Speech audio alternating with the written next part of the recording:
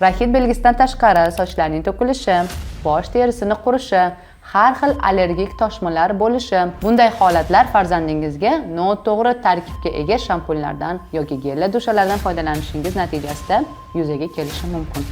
Chunki har qanday toshmalar, allergik dermatitlar yoki qizarish, qichishish holatlari bolangizga diskomfort chaqiradi.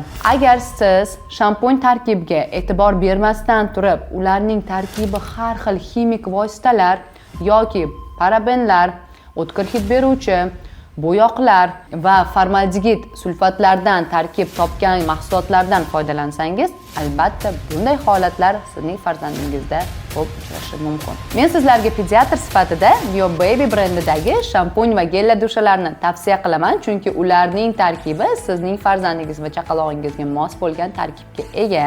Ularning tarkibida sulfatlar, parabenlar, bo'yoqlar va o'tkir hidga ega bo'lmaganligi sababli sizni farzandingizda allergik reaksiyalarni chaqirmaydi.